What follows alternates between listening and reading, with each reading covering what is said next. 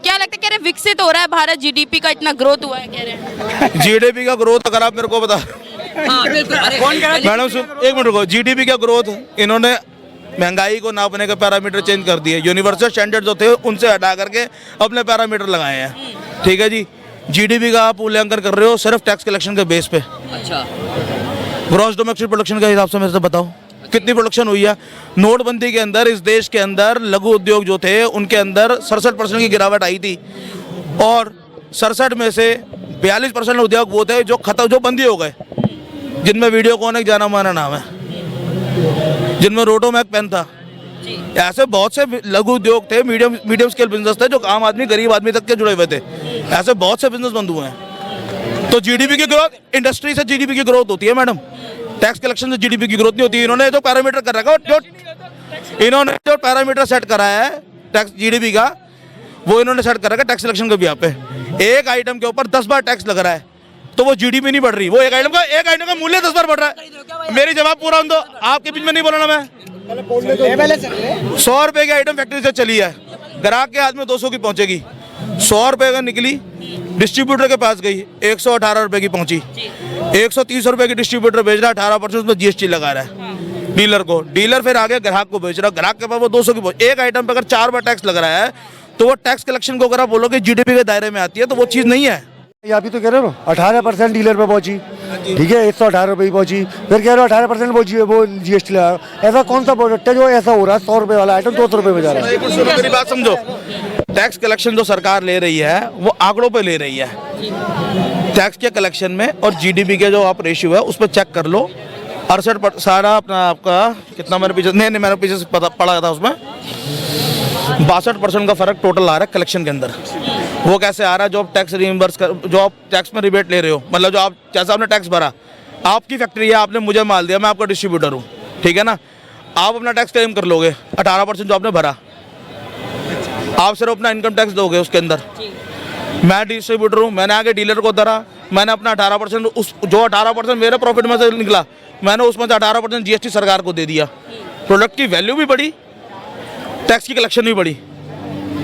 आखिर में हमारा कौन? टोटल वैल्यू किसने भरी? अगर उस चेन के बीच में अगर 5 से 10 डीलर डिस्ट्रीब्यूटर है तो ग्राहक के पास तो सामान महंगा पहुंचेगा, ये जाहिर बात है, इसमें तो कोई दो राय नहीं। पहले से वो तो आ रहा है, अब नया क्या हो रहा है? अब नया क्या हो रहा है? अच्छा, क्या लग रहा है किन मुद्दों पर मोदी जी को वोट करने वाले? अब इसका जवाब भी दे तो सुन लो जी। हाँ सुन। पहले वैट के टाइम पे होता था 12% भरते थे अपना आपका फैक्ट्री वाले, 5% भरता था वैट के अंदर में कस्टमर, ठीक है जी, फैक्ट्री वाला भरता था। तो उसके बाद उस वैल्यू के हिसाब से आगे बिल कटते थे, टोटल कस्टमर को माल मिलता था। उसके बीच में ना डिस्ट्रीब्यूटर का टैक्स लगता था ना डीलर का टैक्स लगता था, उनका टैक्स बचता। प्रोडक्ट की वैल्यू कम थी, महंगाई दर कम हो गई, महंगाई दर कंट्रोल में थी, इसीलिए थी। जीएसटी लगने के बाद तो चीज़ें महंगी हुई है, इस चीज़ को आप मानना पड़ेगा आपको। आप आज मानो चाहे कल मानो, अपने घर में कोई चीज़ उठा लेना जिसका एनालाइज आप कर सको, जो आप बचपन से खरीद के ला रहे हो, आपको पता लग जाएगा मैं क्या बात कहना चाह रहा हूँ। और कोई बात नहीं मैं आपसे कह रहा, मैं विरोध नहीं कर रहा, मैं समर्थन नहीं कर रहा जी। तो क्या लग रहा है आप किन मुद्दों पे वोट करने वाले हैं आप? मोदी जी को? हाँ। भाई किन मुद्दों पे करना? भाई काम किया है बहुत, भाई विकास के मुद्दे पे, धर्म के मुद्दे पे और देश के मुद्दे पे। क्या क्या काम लग रहा है देश के लिए हुआ है? देश के लिए रोड बहुत बने हैं, डेवलपमेंट हुआ है रोड देश में। आप मुझे बताइए ये देश में कौन सा देश में डेवलपमेंट नहीं हुआ? आप मुझे एक जगह बताइए कौन सा देश में डेवलपमेंट हुआ? रोड डेवलपमेंट मुद्दे पे वोट देंगे। रोड का डेवलपमेंट ओवरऑल देश का डेवलपमेंट नहीं है मैडम। इंफ्रास्ट्रक्चर के अंदर रोड एक पार्ट है, रोड इंफ्रास्ट्रक्चर नहीं है। सब चीज़ों में फर्क होता है ना। मैंने क्या बोला? रोड इंफ्रास्ट्रक्चर में सिर्फ एक पार्ट है, पूरा इंफ्रास्ट्रक्चर नहीं है सर। और इंफ्रास्ट्रक्चर जब टोटल डेवलप करोगे उसके बाद उसको कहोगे कि तरक्की हुई है। आप एक चीज़ को बोल करके तरक्की नहीं गिन सकते हो, मैं ये कह रहा हूँ। ऐसा है, रेल का विद्युतीकरण हुआ, रेल बढ़ी। 58 साल के टाइम में जितनी रेल बनी उससे 2.5 गुना अब बन गई रेल लाइनें। अभी ये कह रहे हैं कि उसका रोड मैप नहीं है। जितने हाईवे तब बने उससे 3 गुना अब बन गए, वो इनको नहीं दिख रहे। ये चाहते हैं कि हाईवे मेरे घर के आगे से निकले तो मैं मानूंगा। पर ये कह रहे हैं ना कि और कई सारी चीजें भी तो बनी। जी, जब इनके घर के आगे से निकलेगा तो घर टूटेगा, तब रोना मचेगा।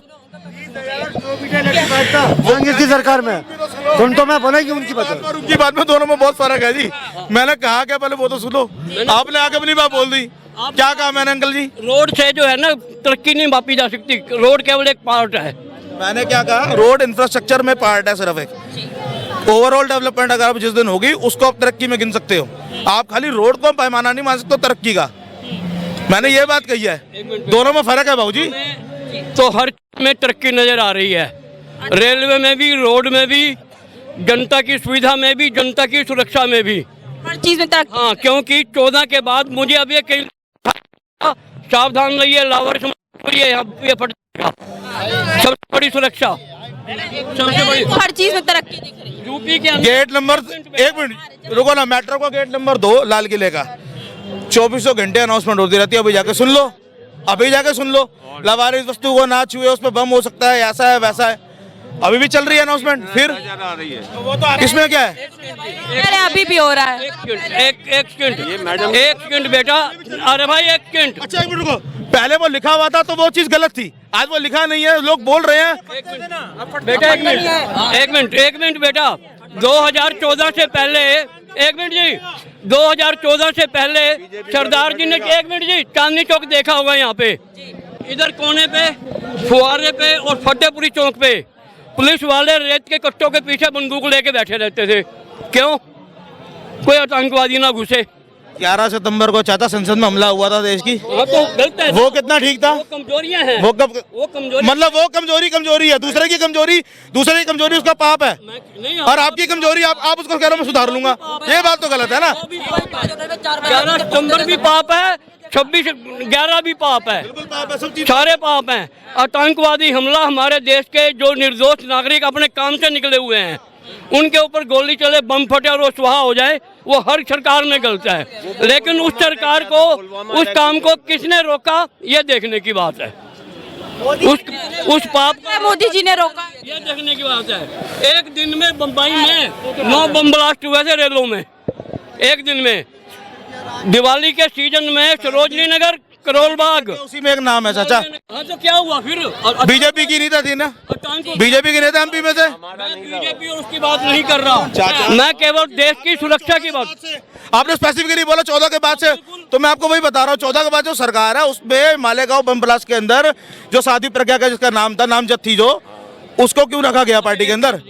बीजेपी पार्टी में उसको पद क्यों मिला? एक मिनट बोलना मत, उसको लिया क्या? उसके ऊपर आरोप तय हो गए हैं, किसी कोर्ट ने सजा दी। अब एक मिनट जी, साध्वी प्रज्ञा जेल में थी भाऊजी, जेल में तो आरोप सिद्ध होने के बाद ही जेल में थी। बम ब्लास्ट का केस था सर, जेल में मेरे को ब्लास्ट का केस था। अफजल गुरु, एक मिनट जी, अफजल गुरु, शर्जिल इमाम, शर्जिल, एक मिनट। केजरीवाल पे आप कहोगे, बोलोगे क्या? केजरीवाल पे जो मतलब केस हुआ, आरोप, पहले आतंकवाद की बात करें या केजरीवाल पे आ जाए? सुनो, ये सवाल बात वही हो रही है। जैसे आपने कहा साध्वी प्रज्ञा, उस पे केस क्लियर नहीं हुआ, संजय पे हुआ क्या? एक मिनट, संजय पे हुआ क्या क्लियर? चुप रहोगे ना, मेरे को बोलने दो। अरे संजय सिंह तो बाहर निकल आए। अब चुप रहोगे, एक मिनट ध्यान देना। अरविंद केजरीवाल, मनीष सिसोदिया या संजय सिंह या सत्येंद्र जैन, संजय सिंह को जमानत मिल गई, यानी कोर्ट ने काम किया। अरविंद केजरीवाल को अंदर रखा हुआ, कोर्ट ने गलत काम किया हुआ है।